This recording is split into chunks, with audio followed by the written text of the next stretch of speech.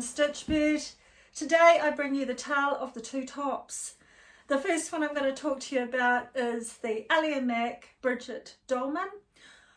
I made it a wee while ago. You may have seen me wear it in one of my videos already. I used up a lot of leftover scraps and things to make it up, and I thought it was a good way to trial it out. It's got some amazing options with this pattern. I'll just read some of them out to you. You can do it as a solid collar block version. You can actually have fun and do a center version where you've got two different colors, 3 lengths, crop length.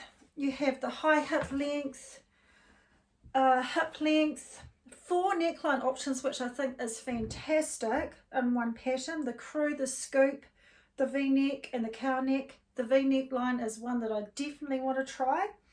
2 bottom finishes. You can have it hemmed or you can have a waistband. 3 hemmed sleeve options: short, 3/4 or long sleeve. 3 cuff sleeve options, and this is what drew me to the pattern. I really like those trendy, long, deep ribbed cuffs. So that was really one thing that really stood out for me. So my version, I believe I made the XXL, and the only thing I did to it, because I noticed the pattern sort of went in slightly around the hips, is I just added a slight bit around the bottom. When you hold it up, the front is shorter than the back. I've done the center, I guess, seamed in the front with my 2 different fabrics, matched it on the back with my 2 different fabrics. I did the long sleeve version, so obviously it's got the dolman, and then you add on a piece for the sleeve, and then I've got my trendy blue and white cuff, very long cuff, looks really cool.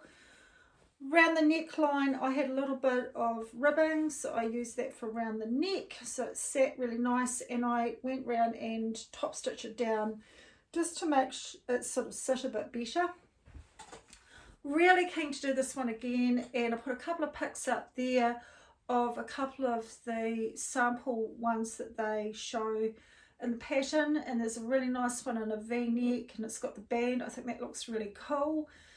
And there's another one which I've just noticed, and where they've attached the sleeve to the dolman sleeve part, they've attached a wee frill, and I thought that looks really cool. I'd like to give that a go.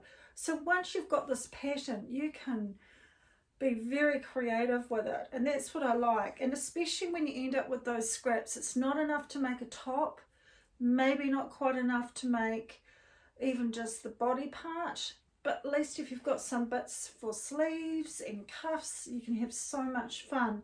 And it's just a really fun piece to wear, maybe just with a basic like denim jeans, a denim skirt, something like that, even trackies.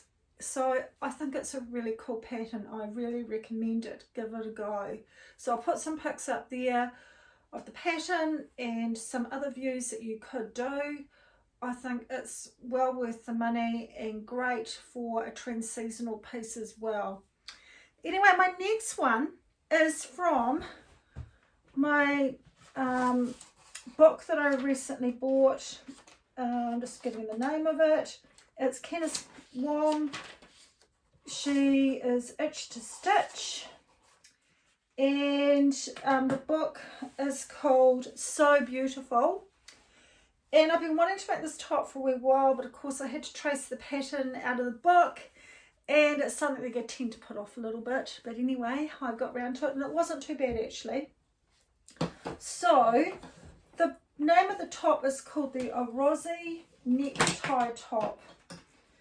Now the jury is a wee bit out on this one, whether it actually does much for me, because being a gal that's got a little bit more up top, I feel like this top actually even promotes that more. However, I am going to wear it, but I'm just going to make sure that I layer with it. So this is the top here. Made it in this gorgeous olive green, heading into autumn, winter here. I went for the gathered sort of like peplin, high empire look. I've got the wee necktie option. I've got the long sleeves, and it fits great. And I'm just trying to think what size I did. I think I did either the size 16. Anyway, I'll put all the sizing down in my comments list below, what size I actually did. I'm pretty sure I did the size 16 or the extra large in that one. Possibly could do with a little bit more around the bust maybe, but it does actually fit. And it really sits nice on. But again, I think with the gathers going underneath my bust, it perhaps just adds a little bit extra around my bust area. But anyway, let me know what you think.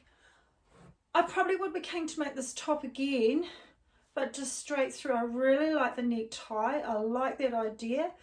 I'd be quite keen to put that onto another top, maybe even onto the Bridget Dolman. It would look quite cute. You could do it in a different colour, so it actually looks like a scarf necktie. You could actually highlight it. So again, this pattern has a few quirky, creative, interesting things, which I like. I like doing something different. When you can sew, why not do something a bit outside the square? So this one here, I'm actually going to go out tonight. I'm going to wear it and see how I feel. Probably wear it with black pants, and I've got a wee black no sleeve leather jacket. So I'll try and take a pic of me wearing it so you can see what you think. And one more thing to show you, which is a little bit different. I belong to a little club here in Christchurch, New Zealand. It's called the Cricket Club. Now, no, I don't go out and hit cricket balls and cricket bats. This is the cricket die cutting machine. And we meet once a month. And this month I made the sewing machine by Mandy, and it's just adorable. Let me grab it. Here it is. Isn't that just adorable? This is made out of lightweight card paper, heavier paper. So the actual flywheel, hand wheel, actually moves. It's got a wee lollipop stick in there, and it's got a cute, gorgeous wee bow on there, which is a tape measure bow. We've even made the cotton reel. That's all out of paper, and the whole thing's out of paper, and it's got this cute wee drawer. Let me try and open it. Wee drawer. I've got some little bits and pieces in there. I might add a few more little decorations to it, but it's largely finished. So this is going to go into my new sewing room, and I just think it's just adorable. So I'll put if you've got a cricket machine and you're really into sewing like me, I'll put the link to her page in there. She's got some instructions. I'm pretty sure, but I'll put whether it is the case or not, but I'm pretty sure the file might be free. But if not, I'll put the details in there anyway. And it's just adorable. Imagine the fun you could have, the different coloured papers and things you could do for this. I chose to do similar to what she had in her example, but you could do the real traditional, you know, white banana with the red accessories and things on it. You could do anything really to fit into the person's decor. It would be a great gift for someone that's into sewing.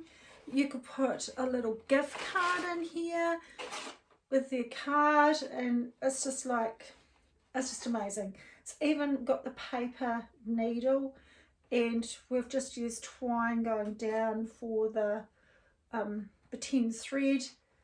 It's just quite quirky, and yeah, it's so cool. I just wanted to share that with you because I thought it was just something a little bit different. Anyway, that's all I've got to show you today. I hope you've enjoyed seeing the tale of the two tops plus the paper cardboard sewing machine. Until next time, thanks for joining me. Bye now.